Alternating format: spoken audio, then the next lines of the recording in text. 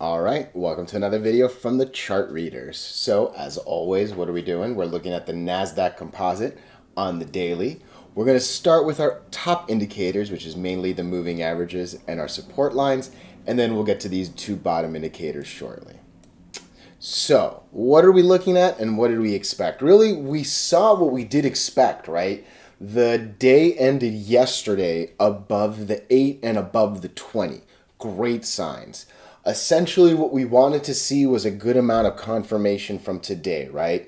And what did we see? It's this dreidel doji spinning top, right? So we've mentioned this guy a couple times.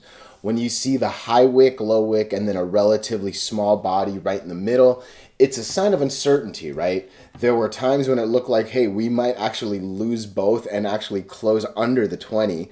There were times when it looked like we were going to fly and get to that 11.5 number, right? But we basically close at 11.3, another familiar number that we've seen in this realm, right? So again, what are we essentially tracking right now? Immediately, we're tracking this break of this downtrend, right? So this was our previous downtrend. We're now hopefully looking at what it should be at least a couple days, hopefully, right?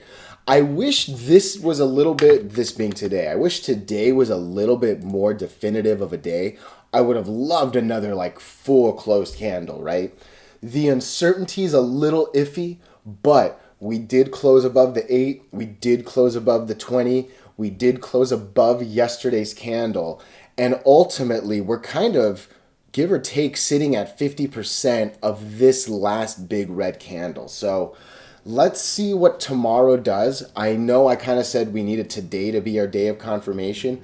I think we might need one more day of confirmation here to just really see if we're going to break this 11.5 and kind of make a run at this 50 moving average, right?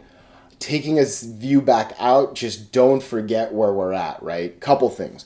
Number one, we have not come anywhere near this 50 until, what was this? April. Basically, April of this year, a few months ago, right? So this 50 is been a dream for a while, okay? Don't forget that. Number two, we're still in a very, very deep downtrend, right? Again, I don't even need to draw the line, but this is a big downtrend right here. This is another downtrend right here. I mean, we are sitting in downtrends. Don't get me wrong. We broke this little minor one. We're now coming up here. But we are sitting at a pretty critical spot. So this 11.5 number means a little bit more to me than most other numbers, I think. But let's see how this continues to play out.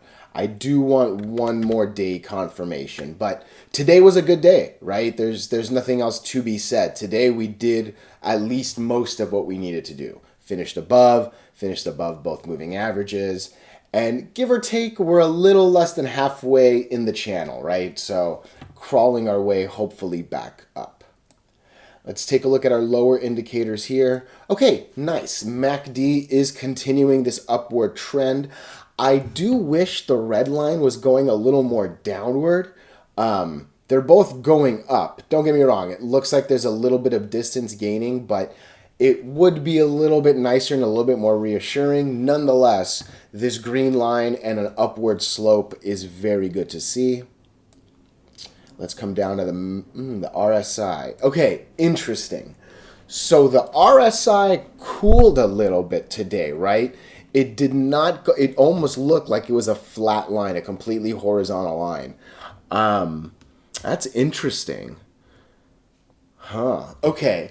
At least it wasn't a downward slope, don't get me wrong, but I would have thought a positive day would have given a little bit better reading to the RSI. So this is a little hesitating. But again, I think, like I said, I think tomorrow is going to be pretty important for that second day confirmation.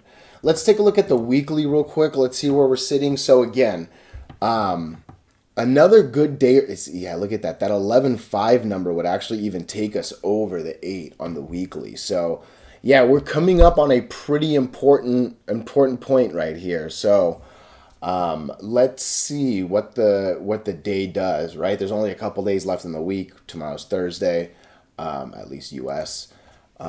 So yeah, interesting on the NASDAQ. I really wish the RSI was a little more positively bold, I would say. I don't know what other phrase. Let's see what the SP500 looks like. Okay, so essentially the same story, right? It's a little bit fatter of a middle, not quite as tight as the Nasdaq, but nonetheless, I see the long wick up, long wick down, and really what looks like we finally did break the 20 and the 8. Oh, what are you girls doing? Stop it. I'm gonna. So, interesting. Okay. What do the lower indicators look like? I imagine, roughly speaking, a little bit similar. Yep, MACD looks just like that. Okay, the RSI I would say is a little more positive here. I would say there's a little bit better slope, not quite as horizontal, but nonetheless, not as definitively up as you would have expected, or at least as I would have expected from the positive day we saw here. And then I'll keep it on the total view for the Dow Jones, DJ30. Again, same story, but not quite actually. So the Dow does not finish above either market, or sorry, above either line. So it closed still below the 8 and still below the 20. Our lower indicators don't look bad at all, right? It looks like, yeah, the MACD is still kind of sloping up.